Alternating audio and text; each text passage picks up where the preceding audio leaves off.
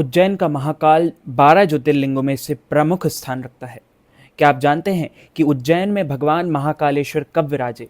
कैसे एक 5 साल के बालक की वजह से भगवान शिव की महाकाल के रूप में विराजित होने के लिए राजी हुए और कैसे स्वयं शिव जी ने दूषण राक्षस का वध किया। राजा दूषण राक्षस था। एक किंवदंती यह है कि उज्जैन नगरी में राजा चंद्रसेन का राज था। राजा चंद्रसेन भगवान शिव के परम भक्त थे। एक बार उन्हें मित्र शिवगण मणिभद्र ने उन्हें एक अनमोल चिंतामणि प्रदान की। राजा चंद्रसेन ने इसे गले में धारण किया और फिर जिससे राजा का तेज और कीर्ति दूर दूर तक फैल गई। अब अन्य शासक भी उस मणि को पाने की इच्छा करने लगे। मणि को पाने के लिए कुछ ने चंद्रसेन पर हमला कर दिया, आक्रमण कर दिया। तब राजा चंद्रसेन भगवान शिव की शरण में चले गए और ध्यान मग्न हो गए।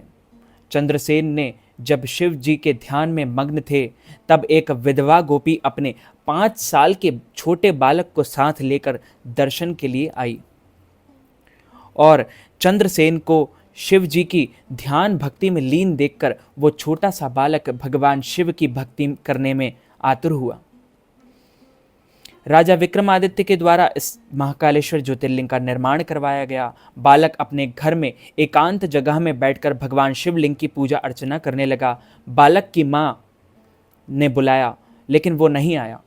जब माँ खुद बुलाने आई तो देखा बालक शिव जी की भक्ति में बैठा है। माँ ने उसे गुस्से में बालक को पीटना शुरू कर दिया और पूजा की सामग्री उठाकर फेंक दी। उसी क्षण शिव जी का चमत्कार हुआ। उस स्थान पर एक सुंदर मंदिर और स्वाभाविक ज्योतिर्लिंग प्रकट हो गया। यह देखकर बालक की मां हैरान रह गई। राजा चंद्रसेन को जब इस अद्भुत घटना की जानकारी मिली तो शिव भक्त होने के नाते वो बालक से मिलने पहुंचे।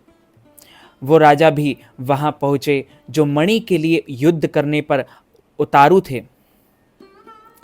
सभी ने राजा चंद्रसेन से माफी मांगी और भगवान शिव की पूजा करने लगे।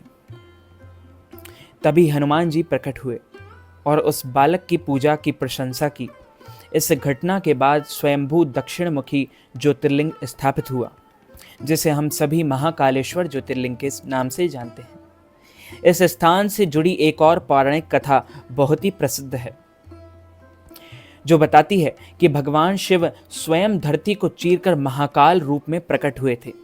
प्राचीन काल में अवंतिक नगरी में हुआ था जिसे आज उज्जैन के नाम से जानते हैं। यहाँ वेद प्रिय नाम के एक ब्राह्मण रहते थे जो भगवान के परम भक्त थे। वे प्रतिदिन पार्थिव शिवलिंग बनाकर उनकी पूजा अर्चना किया करते थे। उसी समय पास के एक रत्नमाल पर्वत पर दूषण नाम का एक राक्षस रहता था। वो राक्षस ब्राह्मणों के धार्मिक कार्यों को बाधित करने लगा और उन पर अत्याचार करने लगा। भयभीत होकर ब्राह्मणों ने भगवान शिव से रक्षा की गुहार लगाई। भगवान शिव ने पहले दूषण राक्षस को चेतावनी दी लेकिन वह नहीं माना।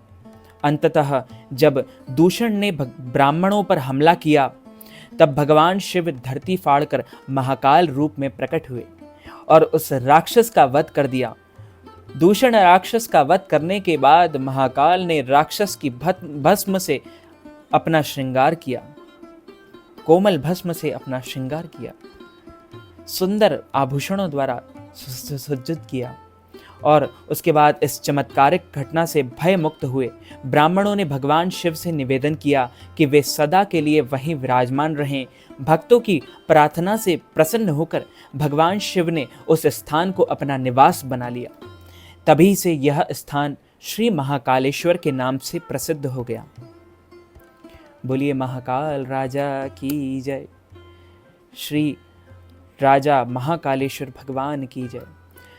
माना जाता है कि राजा विक्रमादित्य जो थे वो उज्जैन नगरी अवंतिका नगरी के राजा थे और माना जाता है कि जो अभी आप महाकालेश्वर ज्योतिर्लिंग कभी दर्शन करने गए होंगे तो आपने जो ज्योतिर्लिंग का पूरा देखा है वो सब कुछ विक्रमादित्य, राजा विक्रमादित्य के द्वारा पूरा निर्माण किया गया है और किया गया है।